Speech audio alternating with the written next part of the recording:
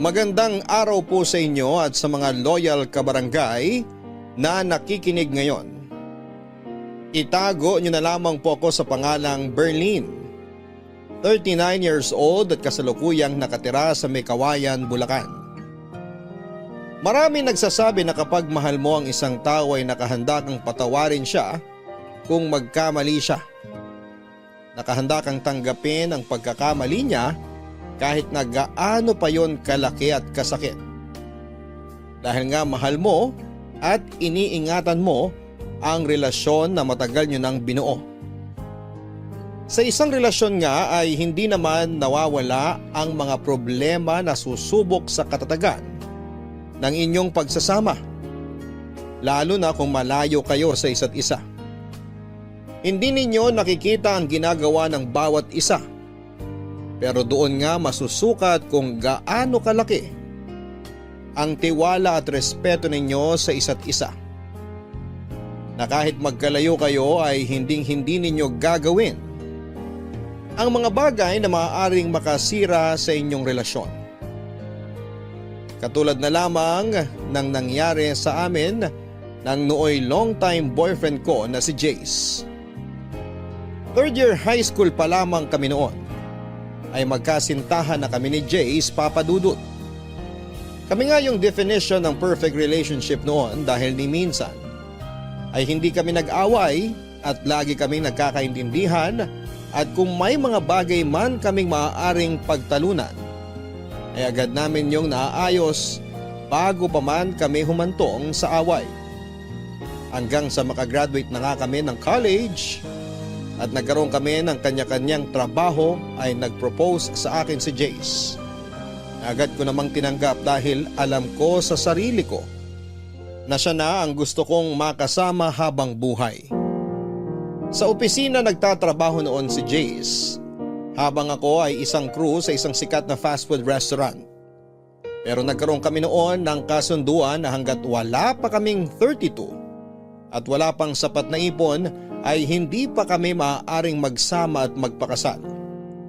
Gusto kasi namin noon na handa na ang lahat bago kami lumagay sa tahimik. Yun din kasi ang ideal age ko para magpakasal. Wala namang naging problema noon sa plano naming pagpapakasal dahil parehong pamilya namin ay boto sa bawat isa sa amin. Pero kinakailangan mag-abroad noon ni Jace dahil sa matinding pangangailangan ng pamilya niya. Lalo pa at na-stroke ang tatay niya na siyang nagtatrabaho para sa kanila. 3 rin ang kapatid niyang nag-aaral noon na kailangan niyang tustusan. Kahit na may pag-aalangan sa akin ay pumayag naman ako dahil para naman sa pamilya niya ang gagawin niya. Nagkasundo na lamang kami noon na kapag nakabalik siya ng Pilipinas ay magpapakasal na kami kahit sa West lang. Umayag naman ako at sinabi kong mag-iipon din ako para sa kasal namin at ganon din siya. Kailangan lang muna naming tiisin na magkalayo kami at magtiwala sa isa't isa. Malaki naman ang tiwala ko sa kanya dahil sa tagal naming magkasintahan noon ay hindi siya gumawa ng bagay na maaari naming ikasira. At ganon din ako dahil nga sa sobra naming mahal at nirerespeto ang bawat isa. Pero inaamin ko na hindi talaga naging madali para sa akin ang malayo kay Jace. Dahil may mga bagay na pumapasok sa isip ko habang magkalayo kami.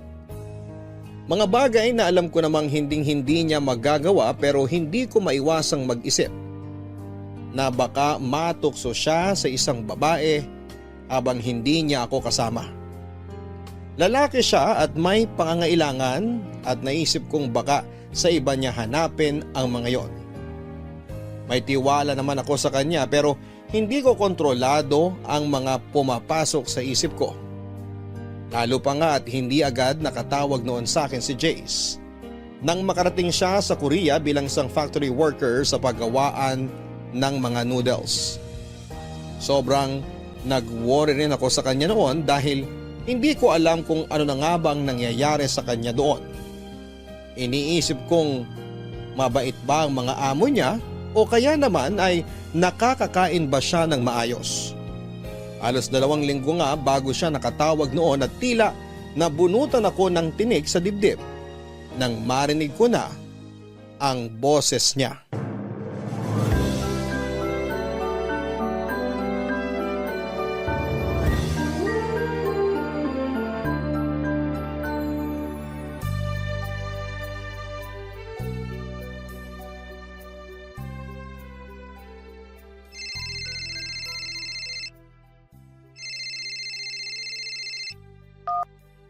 Love!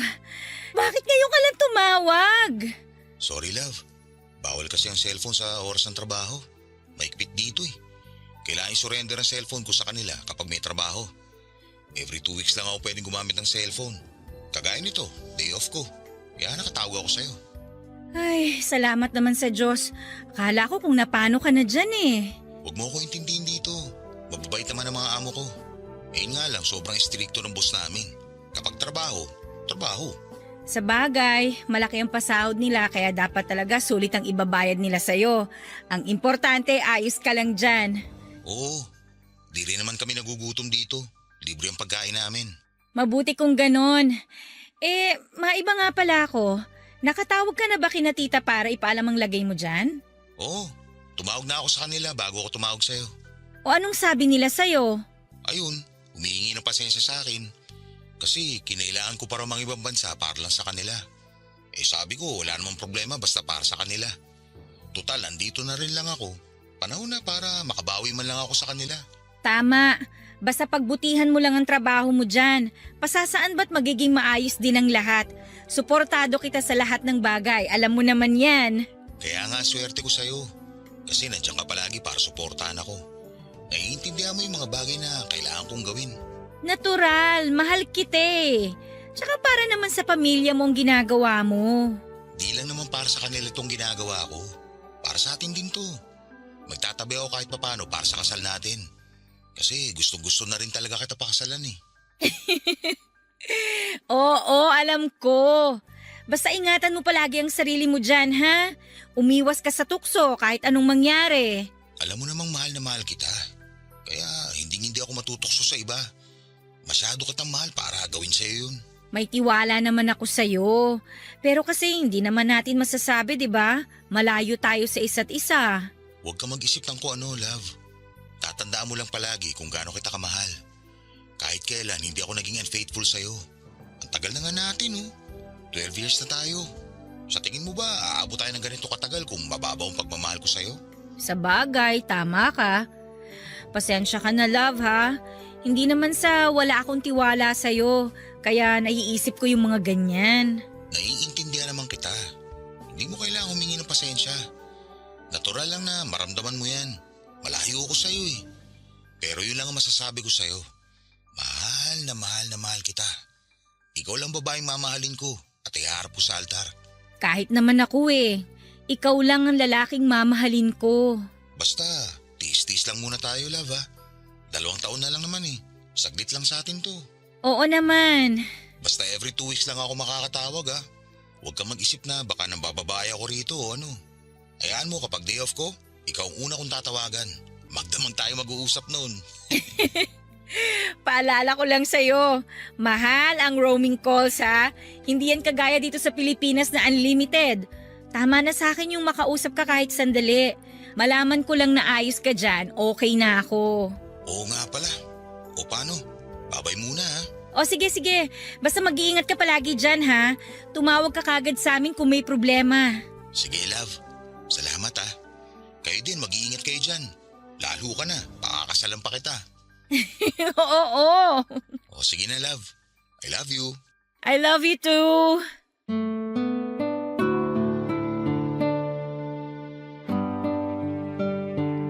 Papadudot kahit papaano ay gumaan ang loob ko nang makausap ko si Jace. Nabawasan din ang pag-aalala ko sa kanya dahil sinabi niyang ayos lang siya doon. Yun lang naman ang tanging mahalaga sa akin, Papadudot. Ang malamang nasa maayos siyang kalagayan.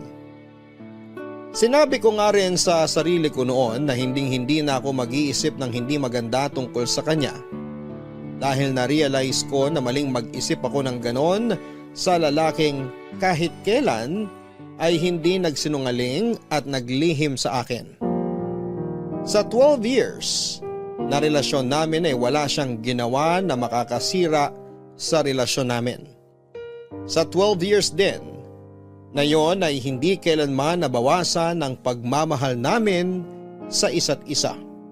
Kaya nga nasabi ko na napaka-perfect ng relationship namin, na kasal na lang talaga ang kulang. Pero kagaya nga ng plano ay gusto naming paghandaang mabuti ang lahat bago kami lumagay sa tahimik, Papa Dudut. Lumipas nga ang mahigit 1 taon, Papa Dudut, na sanay na ako na kada 2 linggo lang kaming nakakapag-usap ni Jace. Mas nagpursigi ako noon sa trabaho hanggang sa ma-promote ako bilang branch manager sa sikat na fast food restaurant na pinagtatrabahuhan ko. At kapag nakakapag-usap nga kami ay pareho naming kinikwento sa isa't isa ang mga nangyari sa amin sa loob ng 2 linggo. Para kahit papaano ay updated kami sa buhay ng bawat isa. Na wala kaming nakakaligtaang araw kahit na madalang kaming magkausap. Kapwa na rin kami na may ipon noon, kaya naman excited na ako dahil 3 buwan na lamang ay makakauwi na siya ng Pilipinas. Nagkasundo na rin kami na aayusin ko na ang mga dapat ayusin para sa kasal namin. Mula sa invitation sa simbahan at sa pagpili na rin ang isusuot namin. Dahil yun nga ang balak namin na kapag nakauwi siya ay magpapatahi na agad kami ng isusuot sa kasal at magpapakasal. Hanggang sa isang beses ay bigla na lamang nag-iba ang pakikitungo sa akin ni Jace. Ang sabi niya sa akin ay pagod lamang siya dahil panay ang overtime niya sa trabaho at iniintindi ko yon. Pero may kung anong nagbubulong sa akin na hindi yon ang dahilan. At ayaw ko mang isipin ay may nagsasabi sa akin na may tinatago ang fiancé ko na si Jace, Papa Dudut.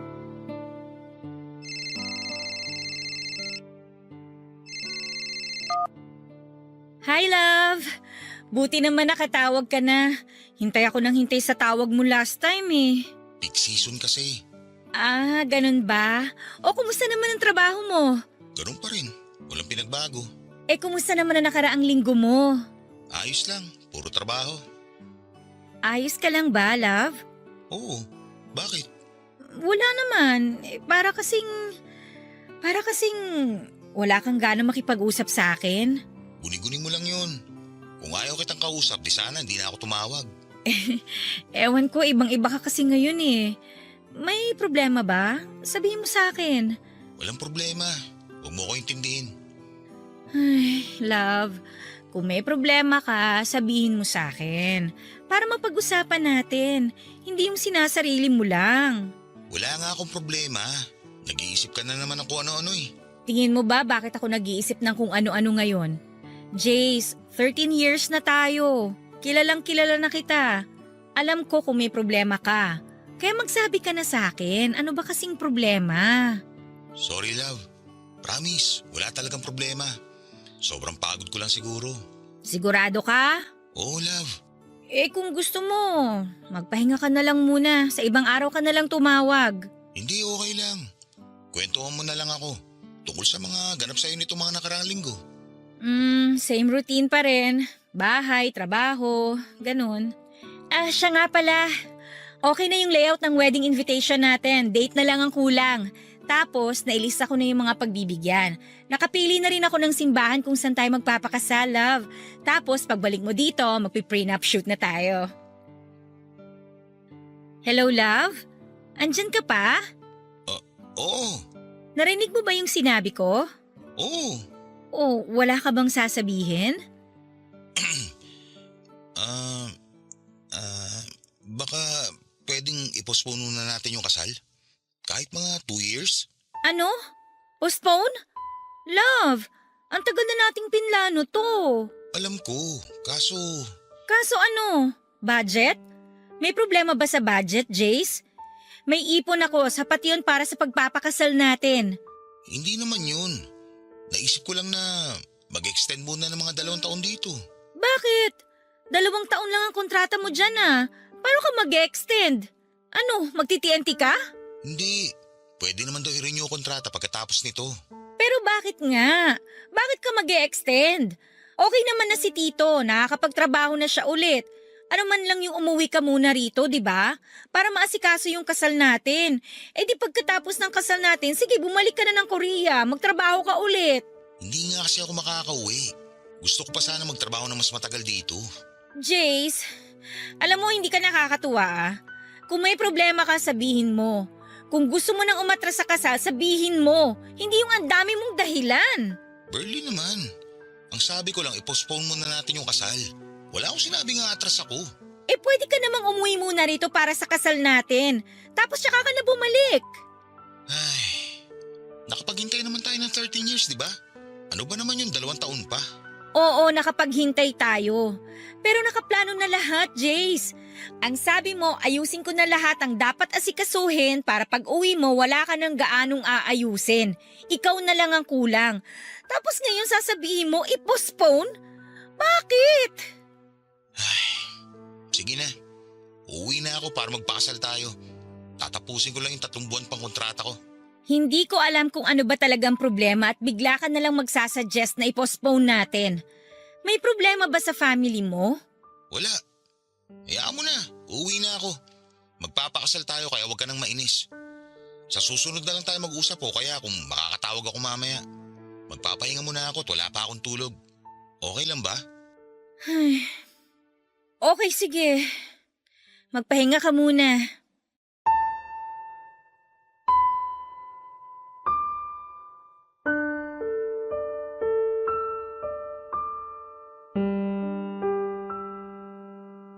Papadudod sa kabilangan ng pagtataka ko sa naging reaksyon ni Jace ay isinawalang bahala ko na lamang yon kahit na may nararamdaman akong hindi maganda.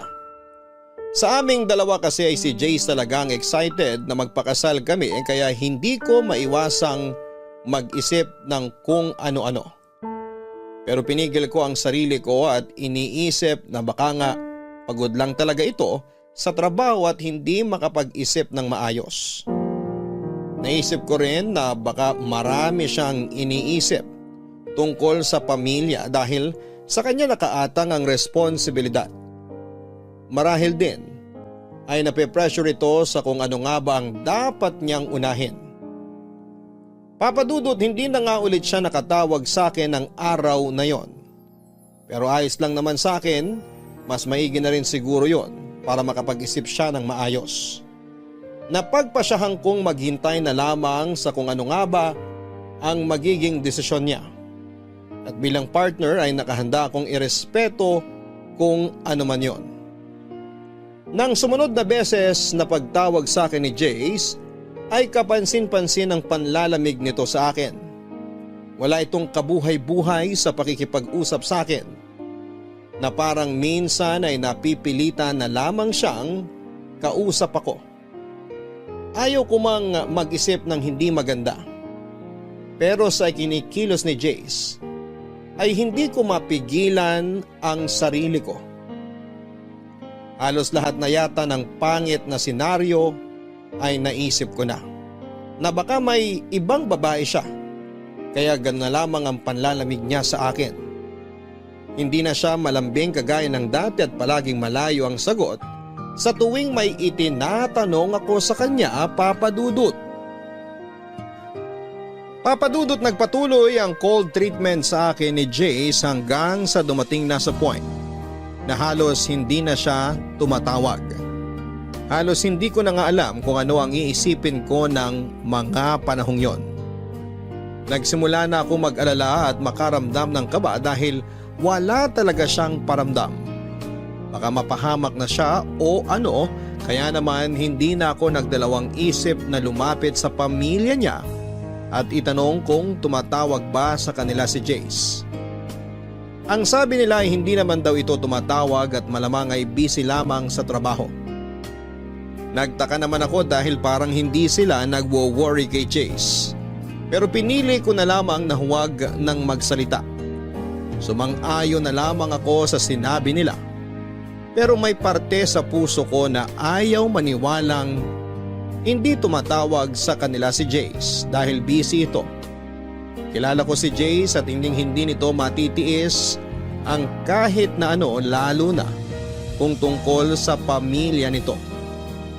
Naisip kong may mali sa nangyayari at kailangan ko yung alamin. Kaya nga sinubukan kong kontakin ang mga kaibigan ni Jace na nakilala nito sa trabaho. Halos lahat ng nakausap ko ay iba-iba ang sinasabi. Ang isa ay sinabing busy lang si Jace, samantalang ang isa naman ay sinabing wala naman daw silang gaanong ginagawa dahil tapos na ang peak season. Kaya mas lalong lumakas ang kutob ko na may tinatago siya sa akin hanggang sa nakausap ko ang isa pa sa katrabaho niya na si Carlo. At hindi ko halos matanggap ang mga ipinagtapat niya sa akin, Papa Dudut.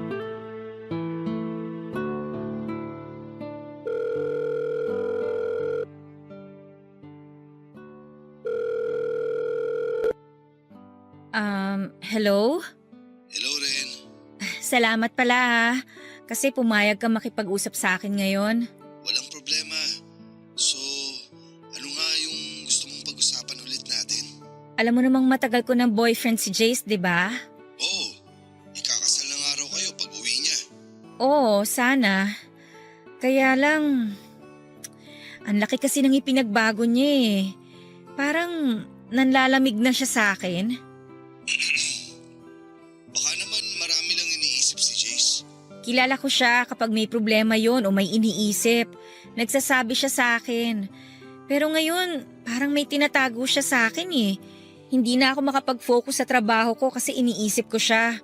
Kung ano na bang nangyayari sa kanya, wala na rin akong maayos na tulog kakaisip kung ano ba talagang pinagkakaabalahan niya.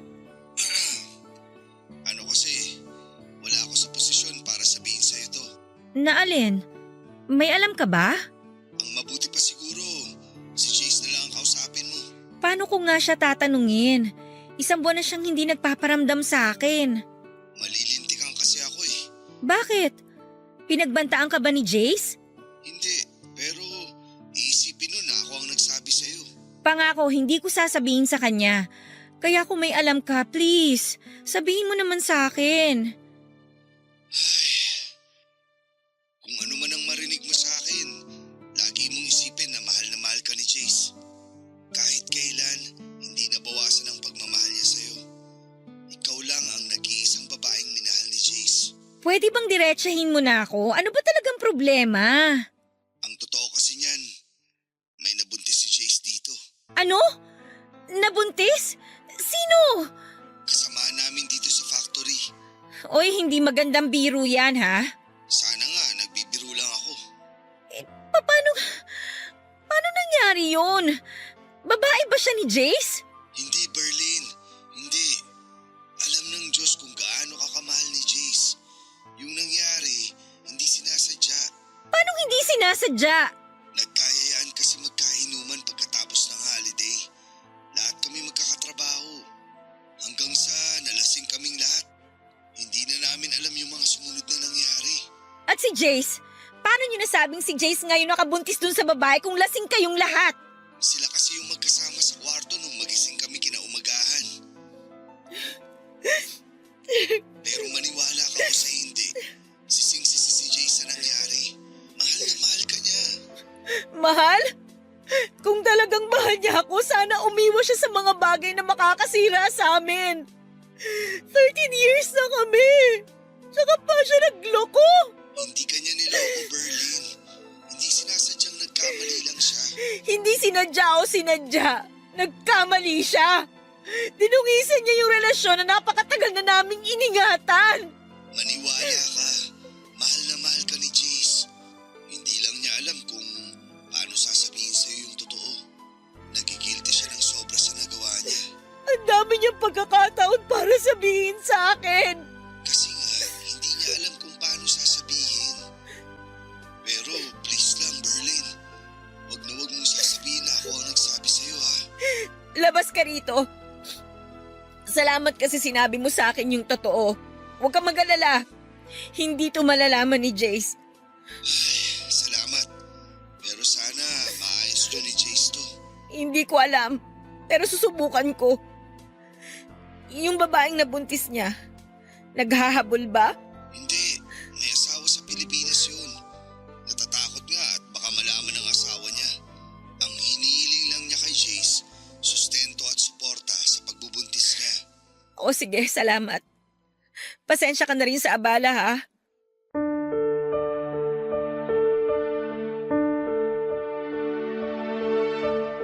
Papadudod para akong hinagisan ng bomba dahil sa mga nalaman ko.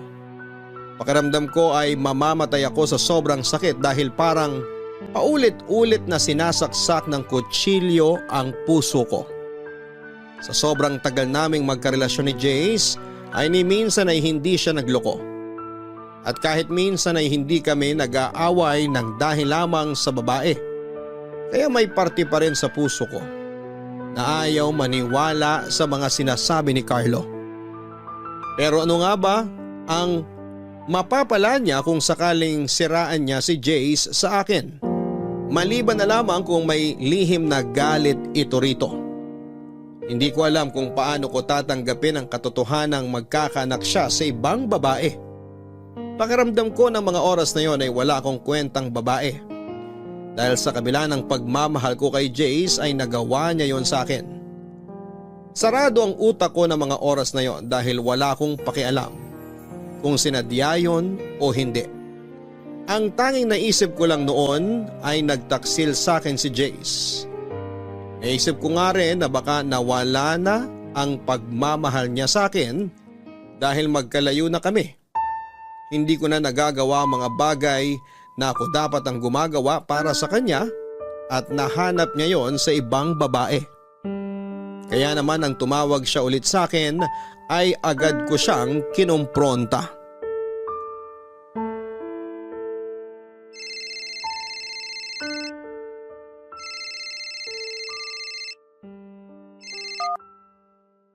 Hello? Napatawag ka? Hi love, pasensya na kung ngayon lang ako nakatawag ulit. Sobrang dami lang talagang ginagawa sa factory. Lagi pa ako nag-overtime. Ayos lang. Galit ka ba sa akin? Hindi. May dapat ba akong ikagalit? Oo, kasi matagal akong di nakatawag sa'yo. Alam ko naman na busy ka. Sorry talaga love. Namiss kita ng sobra. Kamusta ka na? Ayos lang, buhay pa. Bakit parang galit ka sa akin? Sorry talaga love kung ngayon lang ako nakatawag. Sorry din kung lagi akong lutang pag magkausap tayo. Sobrang dami ko lang talagang iniisip. Kung ano man yung iniisip mo, wala akong pakialam. Love naman. Sorry na. Babawi ako sa'yo, promise. Tuloy na uwi ko. Mapapakasalan na kita. Uuwi ka? E paano yung nabuntis mo dyan? Saan mo naman ako yung kalokohang yan? Alam mo loyal ako sa'yo. Kung magloloko ako, di sana noon ko pa ginawa. Alam mo naman kung gaano kita kamahal. Hindi ko alam kung anong klaseng pagmamahal yung sinasabi mo. Teka nga, sino nagchismis sa'yo niyan? Alam mong hindi kita kaya ipagpalit sa iba. Mahal na mahal kita, Berlin. Pwede ba, Jace? Huwag na tayong maglokohan. May nagsumbong na sa akin eh. Kaya huwag ka nang magsinungaling. Magsabi ka na lang ng totoo kaysa paikot-ikot lang tayo dito. Hindi ako tanga. Alam mo yan. Okay, magsasabi na ako. Pero please, huwag mo isiping niloloko kita. Na may iba akong babae. Nag-iisa ka lang na babaeng mamahalin ko at iharap sa altar. Sobrang mahal na mahal kita. Tayo kung mawala ka sa akin. Nakagawa ka na ng bagay na ikasisira natin, Jace. Painggan mo muna ako, love. Hindi ko sinasadya yung nangyari. Isinusumpa akong nangyari yun. Sising-sisi ako at galit na galit sa sarili ko dahil hindi ko alam kung ano pang mukhang iharap ko sa'yo pagkatapos na nangyari. Pero ngayon, umaasa ako na sana mapatawad mo ako. Promise, hindi ko sinasadya. Hindi ko gusto yung nangyari. Pare-pareho kaming lasing nun at hindi ko na alam ang ginagawa ko. Hindi alam ang ginagawa? Kahit lasing ka, alam mo pa rin ang nangyayari sa paligid mo. Hindi totoo yung lasing ka kaya hindi mo alam ang ginagawa mo. Palusot lang yan ng mga taong manloloko. Hindi kita niloko, Berlin. Hindi ko ginusto yung nangyari. Sana hindi ka na lang nakipag-inuman para hindi ka umabot sa ganun, di ba? Hindi ka naman pala inom eh. Bakit sumama ka sa kanila? Kasi nakikisama ako sa kanila. Nasobrahan ka naman yata sa pakikisama, Jace. Hindi ko naman alam na aabot sa ganun. Ang alam ko, simpleng inuman lang yun. Alam mo bang ang daming namamatay sa maling akala? Gusto mong dumagdag? Alam mo, Berlin, walang patutunguhan tong usapan natin. Paulit-ulit lang eh. Hindi rin tayo nagkakaintindihan. Sinabi ko na nga hindi ko ginusto yung nangyari. Oh, ngayon ikaw pa ang galit? Ang galing mo naman. Ako na nga itong niloko. Ako pa yung kailangan mag-adjust sa katangahan at kakatihang ginawa mo. Pinaliwanag ko na sa'yo kung ano ba talaga nangyari. Pero parang hindi mo naman naiintindihan. O talaga? Ako pa talaga yung hindi makaintindi. Eh kung ikaw kaya ang nasa posisyon ko, ano kayang mararamdaman mo, ha? O ano? Bakit hindi ka makasagot? Sa ibang araw na tayo mag-usap. Kapag hindi na mainit ang ulo natin pareho.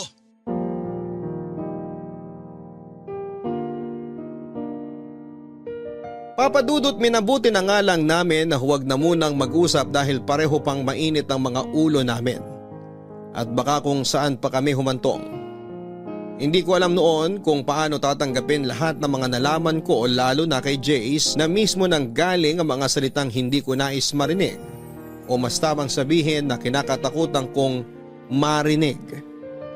Hindi ko alam kung paano at bakit kami humantong sa ganon na kung kailan marami na kaming pangarap at plano sa buhay ay saka pa kami susubukin ng matinding problema na hindi ko alam kung kaya ba naming solusyonan.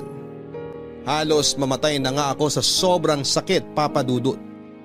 Itinatanong ko sa sarili ko kung saan ako nagkamali o saan ako nagkulang dahil tila napakabigat naman yata ng problemang ibinato sa akin ng Diyos. Problemang parang hindi ko kayang pasanin at lutasin. Iniisip ko na sa dami ng plano at pangarap na binuo namin nang magkasama ay isang pagkakamali lang ang magiging sanhi ng pagkasira ng mga yon. At dahil nga sa pagtatalo naming yon, Papa Dudut, ay minabuti muna naming dumistansya ni Jace sa isa't isa. Lalo pa't hindi ko na rin alam kung ano nga ba ang sasabihin ko sa kanya. Alam na alam ko sa sarili ko na kapag nag-usap kami ay kung ano-ano na naman ang masasabi ko sa kanyang masasakit na kailanman ay hindi ko na mababawi. Oo nga, at galit ako sa kanya, pero naroon pa rin ang respeto ko sa kanya bilang tao. Naisip ko lang na isang pagkakamali lang yung nagawa niya. Pero hindi ko makuha sa sarili ko na tanggapin yon, gayong alam kong hindi naman talaga niya sinasadya. Marahil ay napakasakit lang sa akin dahil kung kailan may plano na kaming magpakasal, ay saka pa yon nangyari. Na tila ba gustong hadlangan ng tadhana ang pagsasama namin. Sobrang litong-lito ako nung mga panahong yon. Hindi ko alam kung ano ang dapat kong gawin para maayos ang relasyon namin na hindi naman ako ang sumira. Pero sa kabila nga ng mga nalaman ko ay sinolo ko yon. Walang nakalam kahit sino sa pamilya ko o sa mga taong nakakakilala sa amin dahil ayaw kong masira ang imahe ni Jace sa kanila. Kahit papaano ay gusto kong itago ang kahihiyan dahil naisip ko na ang kahihiyan ni Jace ay kahihiyan ko na rin. Malaking insulto din yon sa akin kung sakali dahil sa tinagal-tagal nga naming magkasintahan ni Jace ay ni minsan ay hindi siya gumawa ng bagay na ikakasira namin. Simpleng inuman lang pala ang magiging mitya ng bombang sisira sa amin. At may mga bagay na hindi talaga maiiwasan kagaya na lamang ng muling pag-uusap namin ni Jace.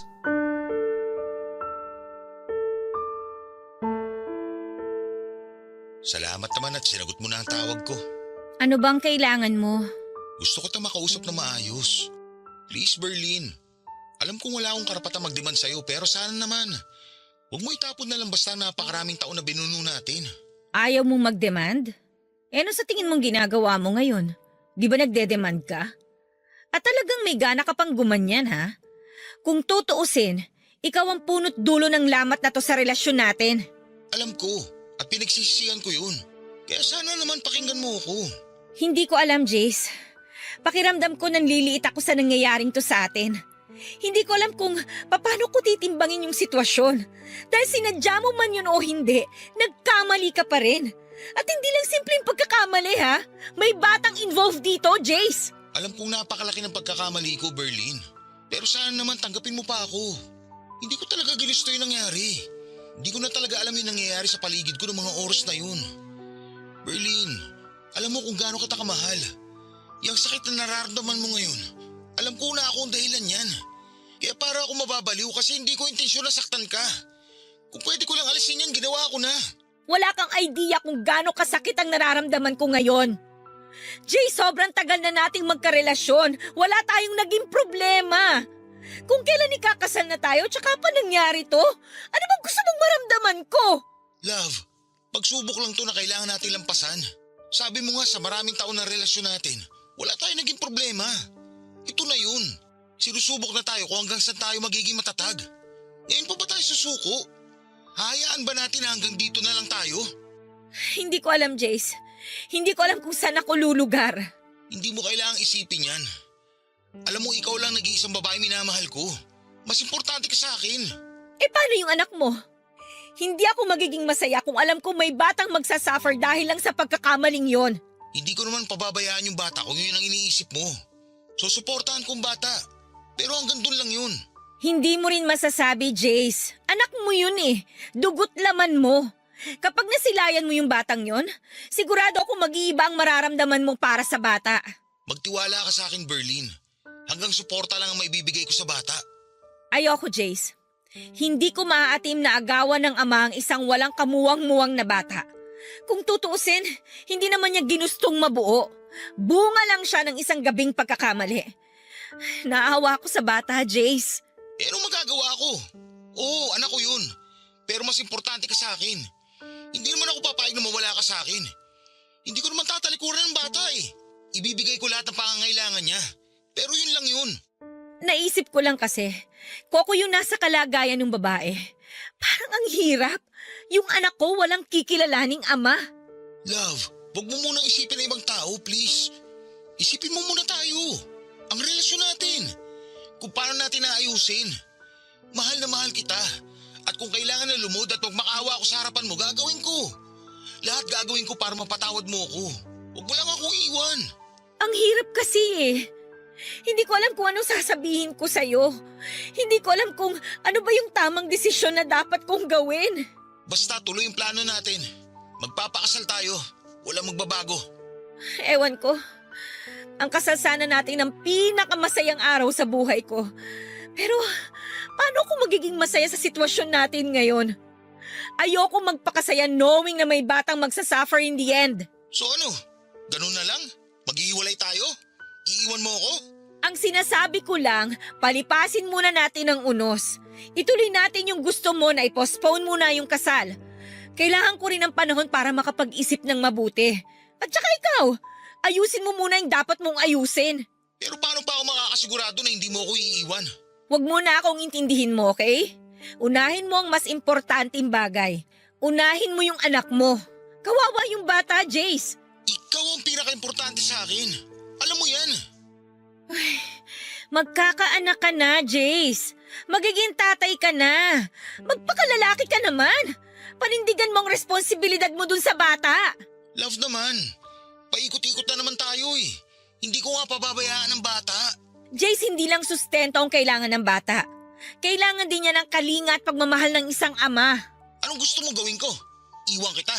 Tapos magpakatatay sa batang hindi ko naman ginusto mabuo? Magdahan-dahan ka sa pananalita mo, Jace, ha? Mas lalong hindi hiniling nung bata na mabuo siya. Kasi kung may choice lang siya na pumili na magiging magulang, for sure, hindi ka pipiliin ng bata dahil alam niyang hindi mo siya tanggap. Oo, hindi ko siya tanggap. Pero pananagutan ko siya. Berlin, please. Bigyan mo pa ako ng isang chance na itama lahat to. Pero wag na wag mong hihingin sa akin na maghiwalay tayo.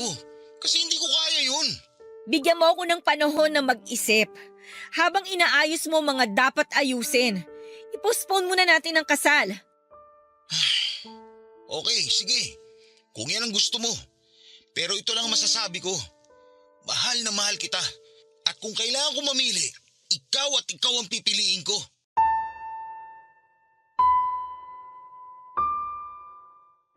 Papadudot nang sabihin sa akin yun ni Jace, ay hindi ko makapa sa puso ko ang saya. Dahil pakiramdam ko ay makasarili ang desisyon niyang yon, Papadudot. Alam kong mahal niya ako pero mas matimbang ang dugot laman. Naisip ko rin na kung ako ang nasa sitwasyon ng babaeng nabuntis niya, ay baka hindi ko kayanin ang pagpapalaki sa bata ng mag-isa. At mas lalong ayaw ko na lumaki ang magiging anak ko na walang kikilalaning ama. Papadudot, minabuti ko nga na huwag na munang makipag-usap kay Jace para makapag-isip kaming pareho. Pero kung ako ang tatanungin, ay kung hihingin man ang pagkakataon ay handa akong palayain siya alang-alang sa bata. Tinis ko nga noon na hindi makipag-usap sa kanya kahit pa tawag siya ng tawag. Tiniis kong huwag sagutin ang mga tawag niya dahil yon ang sa tingin kong tama. Naisip kong kapag hindi ako nagparamdam ay maiisip niya kung ano ang dapat niyang gawin. Pero sa totoo lang ay sobrang sakit sa akin ang mga nangyayari, lalo na ang isiping may kahati ako sa kanya.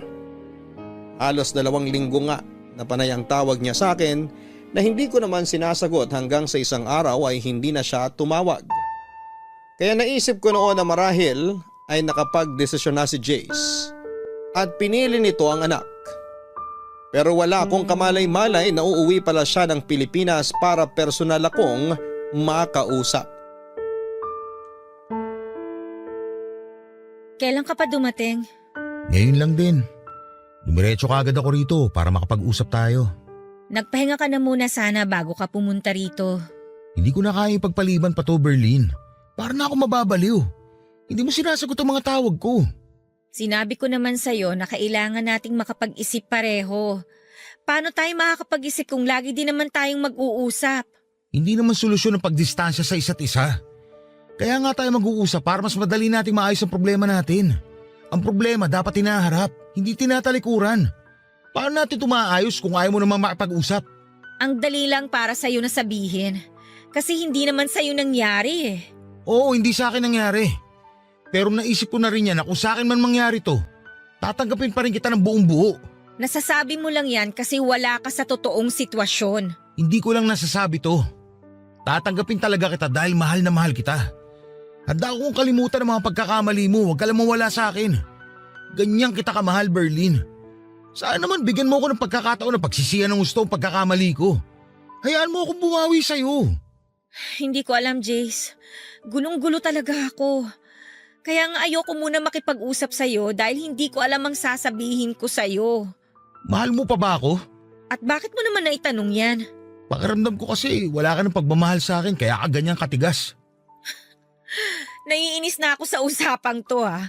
Ba't parang kasalanan ko pa na hirap akong magpatawad? Sariwa pa sa akin ang lahat, Jace. Sorry, love. Sorry. Kahit ako, gulong-gulo din ako. Pero isa lang ang sigurado ako. Ayaw kitang mawala sa akin. O paano yung anak mo? Wala ka man lang bang maramdaman na gusto mong bigyan din ng pagmamahal ang anak mo? Love naman. Willing ako magbigay ng sustento sa kanya.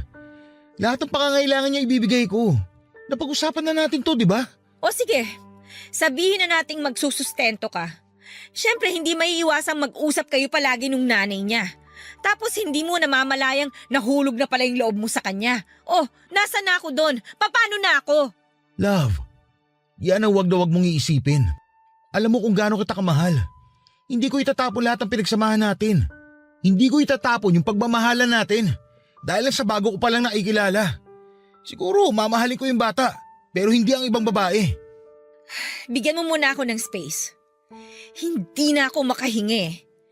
Sabihin mo na madrama ako o maarte. Pero hindi ganun kadali sa akin na tanggapin yung sitwasyon. Na yung lalaking pakakasalan ko nakabuntis ng ibang babae. Kahit ito man lang muna, ibigay mo sa akin, please. Love naman. Tsaka sino nagpapasok nga pala sa'yo dito? Naabutan mo ba sina mama? Hindi ko sila inabutan. Pasensya na, pumasok na ako dito nang walang paalam. Bukas kasi yung gate eh. Mabuti na rin na hindi kayo nagkita ni na mama. At wala silang kaalam-alam sa nangyari.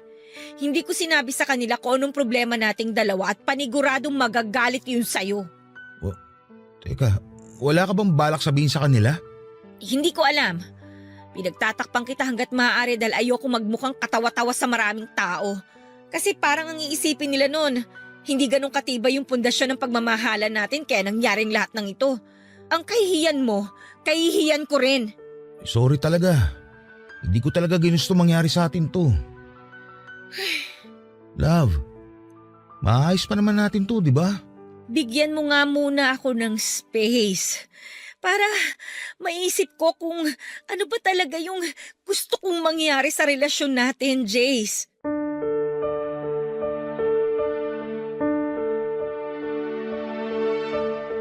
Hindi na nga kumontra pa si Jace noon nang sabihin kong gusto ko muna ng space. Pero nagpaalam siya sa akin ng maayos at sinabing tawagan ko lamang siya.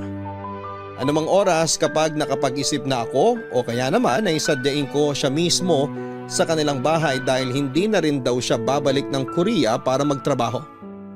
Maghahanap na lang daw siya ng ibang trabaho na malapit lang sa akin. Hindi na lamang ako kumibo noon, Papa Dudut, at hindi na rin ako nagabalang ihatid pa siya hanggang sa may gate namin. At 1 linggo nga nang makabalik si Jace sa Pilipinas, ay tinawagan ko lahat ng reservations na pinabuko at kinansel ang mga yon. Naging padalos-dalos ako sa desisyon ko at naisip kong huwag na lamang talaga magpakasal sa kanya. Nawalan na nga rin ako ng ganang pumasok sa trabaho noon at wala akong ginawa kundi ang magmukmok sa kwarto ko, Papa Dudut. Nakakahalata na nga noon ang mga magulang ko pero pinili ko pa rin na magsinungaling sa kanila at pagtakpan si Jace. Hindi ko na nga maintindihan ang sarili ko ng mga oras na yon. Dahil hindi ko alam kung bakit pilit ko siyang pinagtatakpan, gayong mga magulang ko lang ang maaaring umintindi sa akin sa sitwasyong yon. At ang panusot ko na lamang sa kanila noon ay masama ang pakiramdam ko kaya hindi muna ako makakapasok. Pero sadyang walang lihim na hindi nabubunyag. Dahil nalaman din ng mga magulang ko ang problemang kinakaharap namin ni Jace, Papa Dudut. Papa Dudut, hindi ko alam kung paano at saan nalaman ng mga magulang ko ang tungkol sa sitwasyon namin ni Jace. Pero isang bagay lang ang alam ko. Yon ay napakatindi ng galit nila kay Jace pero sinabi naman nila sa akin na sakto umano na nandun sila sa bahay nila Jace para sana maghatid ng mga deliver na baboy ay may babae umano doon. Nakausap nila Jace at nalaman nila ang babaeng yon ay nabuntis ni Jace habang nasa Korea. Sinabi pa ng mga magulang ko na gustong-gusto nilang saktan at pagalitan si Jace. Pero mas pinili na lamang nilang umalis at huwag nang mag-iskandalo. Agad ko naman silang tinanong kung naroon pa nga ang babaeng kausap ng mga magulang ni Jace. At sinabi nilang nandun pa dahil pinag-uusapan umano ng mga ito ang tungkol sa bata. Papa Dudut, wala nga akong inaksayang panahon at umalis ako ng bahay nang walang ligo at toothbrush dahil sa pagmamadali kong puntahan si Jace. Pero nang makarating ako doon, ay hindi ko na inabutan ang mga magulang ni Jace dahil may pinuntahan ang mga ito. Ang tanging nadatnang ko na lamang sa sala ay si Jace at ang babaeng sigurado kong nabuntis ni Jace. Hindi ko napigilan at tignan siya mula ulo hanggang paa at ramdam kong nailang siya sa akin, Papa Dudut. Sa tansya ko noon ay ilang taon ang tanda ng babae sa aming dalawa ni Jace. Siguro ay nasa 34 o 35 dahil halata naman sa itsura. Maayos itong manamin at mukhang desente. Yun nga lang ay mabigat talaga ang loob ko sa kanya. Nabigla pa nga si Jay sa pagdating ko pero agad ding nakabawi at inanyayahan akong maupo para makapag-usap kaming tatlo.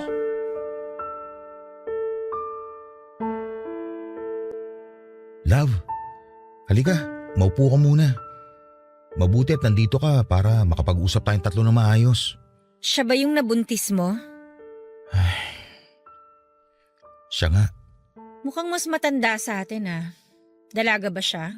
Sa totoo lang, may asawa siya, love. At kasal sila. Ano? Jace, ano ba tong pinasok mo? Love, makinig ka muna sa amin ni Thea. At anong sasabihin niyo sa akin? Ang laking gulo nito, Jace, kapag nakarating sa asawa niya tong ginawa ninyo. Kaya nga hayaan mo muna kami ipaliwanag sa'yo ang plano namin. Please love, pakinggan mo lang kami. Tapos, tsaka ka mag-decide. O sige, magsalita kayong dalawa. Mauna ka na muna, Teya. Sige. Nasabi na naman ni Jace na may asawa ako dito sa Pilipinas. Sa totoo lang, wala talaga akong balak na manggulo sa inyong dalawa. Hindi lang talaga namin inakala na ganito ang mangyayari. Kung bakit naman kasi, kababae mong tao at may asawa, nakikipag-inuman ka pa sa mga lalaki. Wala akong excuse pagdating dyan. Alam kong mali ako sa part na yon at sising-sisi talaga ako. Kaya humihingi ako ng kapatawaran kasi nagulo ko ang relasyon nyo. Hindi mo lang ginulo, nasira mo na rin. Love, please, patapusin mo muna siya. Wala kayong karapatan na mag-demand sa akin kung kailan ako mananahimik at kung kailan ako pwede magsalita. Magsasalita ako kung gusto ko. Mananahimik ako kung gusto ko. Hayaan mo na, Jace. Humihingi uli ako ng tawad sa'yo, Berlin. Alam kong di madali para sa'yo magpatawad. Ayos lang sa akin kahit habang buhay mo na akong di patawarin. Huwag mo lang sanang idamay ang bata sa galit mo sa amin ni Jace. Hindi ba sinabi sa'yo ni Jace ang sinabi ko tungkol sa bata? Sinabi niya sa akin kaya medyo nabawasan ang pag-aalala ko kung sakaling ipapaubaya ko ang bata sa inyong dalawa. Ipapaubaya? Anong ibig mong sabihin? Nagpunta ako rito para ipaalam kay Jace ang bala ko pagkaluwal sa bata. Kaya nga sinabi ko may asawa ko. Mapapatay ako ng asawa ko kapag nalaman niyang nabuntis ako ng ibang lalaki. Gusto ko lang sana na hanggat hindi ko pa naluluwal yung bata, suportahan ako ni Jace mula sa pagbubuntis hanggang sa tuluyan na akong manganak.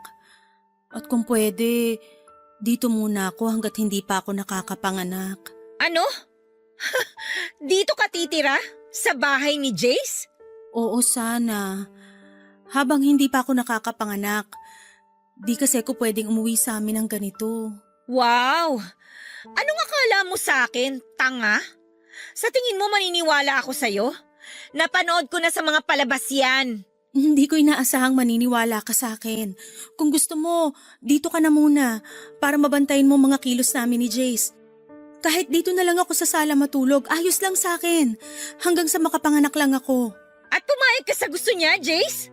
Actually, hindi lang naman ako, love. Pati sina mama at papa. Nag-decide kayong lahat ng hindi pinapaalam sa akin? Wala man lang humingi ng opinyon ko? Love, hindi. Biglaan lang din kasi. Hindi ko naman alam na darating si Teya eh. Eh di sana'y pinatawag mo muna ako, di ba? Kaya nga nag-uusap tayong tatlo ngayon, di ba? Eh para saan pa't nag-uusap tayo kung nakapag-decide na naman kayong lahat? Ano pang silbi ko dito? Love, please. Pumirmi ka muna, pwede? Inaayos nga natin ngayon ang dapat ayusin. Kaya please naman, maging mature tayo sa sitwasyon na to. So? Matured ka na niyan? Kasi nakapag-desisyon kang hindi hinihingi yung opinion ko? Ganun ba yon? Hindi. Kaya nga tayo nandito ngayon para solusyonan ang problemang to.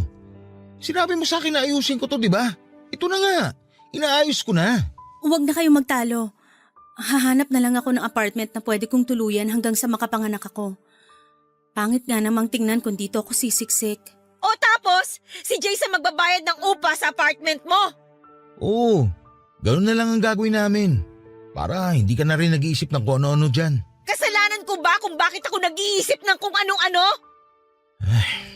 Sige na, ihanap ko na lang siya ng apartment. Hindi na, Jace. Ako na lang. Sobrang abala na yung naidulot ko sa'yo at sa girlfriend mo. Ako na lang ang maghahanap ng tutuluyan ko. Basta wag mo lang kalimutan ng suporta sa bata hanggang sa masilang ko siya. May sinabi ba akong umalis ka? Walang aalis! Kung nakapag-decide na pala sila na dito ka muna tumira, edi go! Baka mamaya mapahamak ka pa sa kahahanap mo ng apartment mo, kasalanan ko pa. O bakit ganyan kayo makatingin sa akin? Hindi pa naman ako ganun kasama para hindi isipin ang kapakanan ng bata, no? Oo, galit ako sa inyong dalawa, pero labas doon ng bata. Sigurado ka ba? Oo, pero alamin mo kung saan ka lulugar. Huwag niyong abusuhin ang kabaitan ko. Maraming salamat, Berlin. Pangako, masilang ko lang tong bata. Ipapaubaya ko na siya sa inyong dalawa ni Jace at hindi niyo na ako makikita kahit kailan.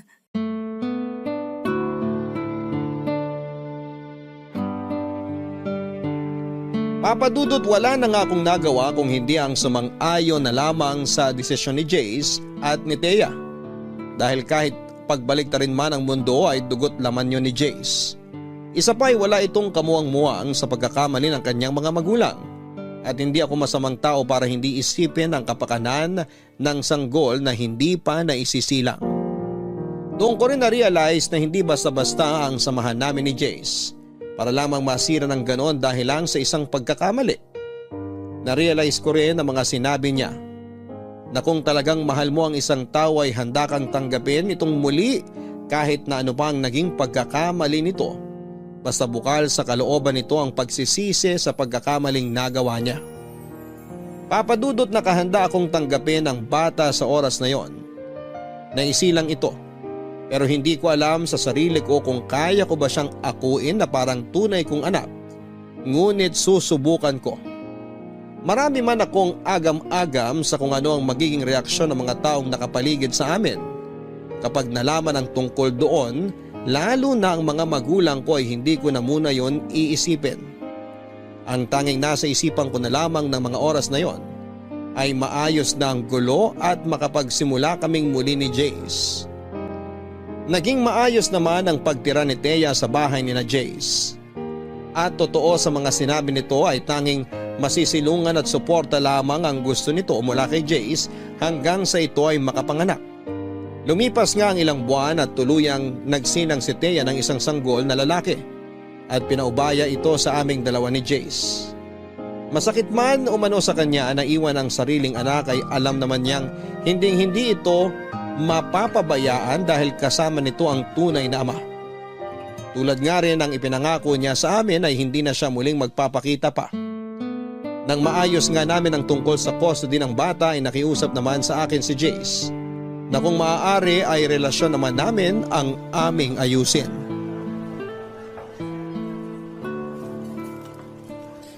Love, Akala ko ba pupunta tayo sa mall para mamili ng mga gamit ni Baby Liam? kumain muna tayo. Gusto ko rin na makapag-usap tayo na maayos. Ano bang gusto mong pag-usapan natin? Galit ka pa rin ba sa akin dahil sa nangyari? Sa totoo lang, hindi ko naman kaagad makakalimutan yung mga nangyari, Jace. Nagre-recover pa rin ako hanggang ngayon. Paulit-ulit akong hihingi ng kapatawaran kung kinakailangan.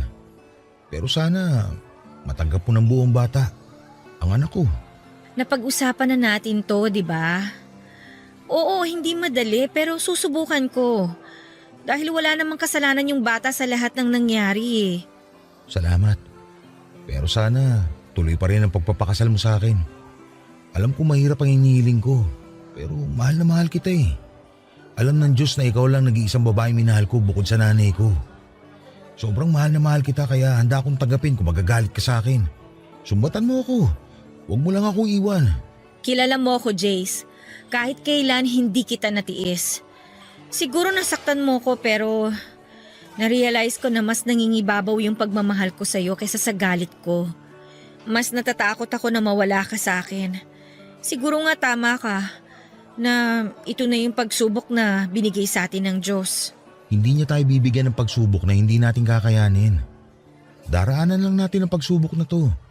At sisiguraduhin natin hindi na natin to babalikan. Tama. Hindi kita mamadaliin na patawarin ako. Magalit ka sa akin kahit gaano pa katagal. Tatanggapin ko. Sa totoo lang napatawad na kita. Pero hindi mo pa rin may aalis sa akin yung pangamba ko sa kung ano yung mangyayari ngayon na dumating na sa buhay mo si Liam. Wala namang magbabago, love. Dadagdagan lang tayo ng bagong miyembro ng pamilya. Ikaw na magiging nanay niya. Sa tingin mo ba magiging mabuting ina ako sa kanya? Oo naman. Dahil isa kang mabuting tao. Wala akong alam sa pag-aalaga ng bata. Tutulungan naman tayo ng mga magulang ko. Pero maiba ako. Ano palang sabi ng mga magulang mo tungkol sa bagay na to? Wala naman daw sila magagawa at nandito na to. Kailangan lang daw na panindigan at nakakaawa nga yung bata. Nahihiya rin ako sa kanila. Wala na akong mukhang maiharap sa kanila eh. Pero handa akong hingi ng kapatawaran nila. Galit na galit sila. Pero hindi sa'yo. Nagagalit sila dahil sa nangyari. Pangako, gagawin ko ang lahat para mapatawad nila ako. Kahit pa mag-back to zero ako sa panliligaw sa'yo at sa kanila. Hindi mo na kailangan gawin yan. Alam naman nilang mabuti kang tao at naging tapat ka sa akin. Sila na nga rin mismo yung nagsabi na sadyang may mga bagay na hindi natin kontrolado at nangyayari na lang. Pero may kasalanan pa rin ako sa nangyari. Maraming paraan para naiwasan ko sana yun. Jace, tapos na yon. Nangyari na. Hindi na tayo dapat nananatili sa isang bagay na parte na lang ng nakaraan. Maraming salamat sa pag-unawa sa akin. Mahal na mahal kita kaya handa akong tanggapin ka sa kabila ng mga nangyari. Pagpasensyahan mo na rin ako kung may mga nasabi akong hindi maganda sa'yo. Naiintindihan kita, love. Alam ko naman kung bakit mo nasabi ang mga nasabi mo. Dala lang yun ng matinding galit at hinanakit. Oo, pero meron akong mga nasabi na hindi naman talaga dapat. Kaya sorry pa rin. Hayaan mo na yun. Wala na yun sa akin. Ang importante na lang ay magkaayos tayo. Ayusin muna natin ang dapat ayusin bago tayo magpakasal. Pumapayag ka na magpakasal sa akin? Ay, ano bang magagawa ko? Mahal na mahal kita eh. Pero unahin muna nating mapabinyagan si Liam. Ang problema, paano natin ipapaliwanag sa lahat kung kaninong anak yon? Kawawa naman siya kung palalabasin nating inampun lang natin siya. Ayos lang ba sa'yo kung sabihin ko sa kanilang anak ko si Liam? Walang problema sa akin. Mas ayoko naman na itago mo siya. May karapatan siya dahil anak mo siya. Huwag mo kong intindihin kasi mahal na mahal kita. Handa ako sa lahat ng sasabihin nila at ng ibang mga tao. At kung talagang totoong tao sila at kaibigan sa atin, hindi nila tayo huhusgahan. Tama ka dyan. Pangako ko sa'yo, babawi ako. Wala kang dapat bawiin. Ang mabuti pang gawin natin, ibuhos natin lahat ng kalinga at pagmamahal kay Liam dahil ikaw lang ang magulang niya ngayon. Bakit sa tono mo? Parang ako lang ang magulang niya. Ikaw na ang nanay niya ngayon. Hindi naman kita pipiliting magpakananay sa kanya eh. Subukan mo lang. Hindi ako mangangako ha, pero susubukan ko.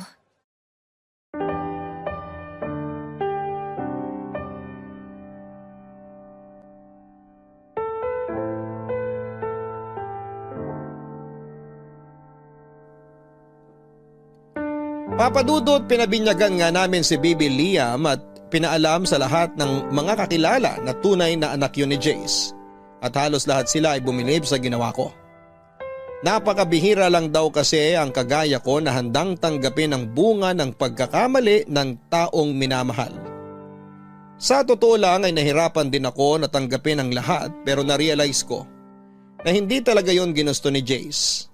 Ang tanging paraan na lamang namin para maitama ang pagkakamaling yon ay harapin ang nangyari at palakihin ng maayos at busog sa pagmamahal si Baby Liam. Sinabi pa nga nila na isipin lang namin na blessing in disguise si Liam. Lalo pa nga at na-diagnose akong may PCOS. Ibig sabihin ay maliit lamang ang chance ako na magbuntis. Halos madurog ako nang malaman ko pero hindi ako pinanghinaan ng loob dahil sinabi naman ng mga doktor na may mga paraan pa para ako ay magbuntis at magkaanak. Makalipas nga ang ilang buwan matapos ang binyag ni Baby Liam ay ang kasal naman naming dalawa ni Jace ang aming inasikaso. At masayang masaya ako dahil sa paglipas ng mga panahon ay unti-unti nang nabubuo ang pamilyang pinapangarap ko kasama si Jace. Napamahal na rin ako kay Liam at parang tunay na anak na ang turing ko sa kanya. At masasabi ko na napalaki namin siya ng maayos ni Jace dahil lumaki siyang mabait at magalang at higit sa lahat ay mapagmahal. At laking pasalamat ko rin nga nang hindi kalaunan ay nagdalang tawa ko at nagsilang ng isang sanggol na babae na pinangalanan kong Jamaica. Hango sa pangalan naming tatlo ni na Jace at Liam. Sobrang saya ko nga papadudot. Dahil hanggang ngayon ay masaya at nananatiling matatag ang aming pamilya. At tuloy na rin naghilom ang sugat na naiwan ng kahapon. Napatunayan ko rin na ang susi sa maginhawa at masayang pamilya ay ang pagtanggap sa pagkakamali ng bawat isa. At itama yon upang magsilbing pundasyon ng mas matatag na pagsasama. At dito ko na nga po tinatapos ang aking kwento. Maraming salamat po kung ito man ay inyong mapiling basahin sa araw na ito. More power po sa inyong programa. Ang inyong loyal kapuso at kabarangay, Berlin.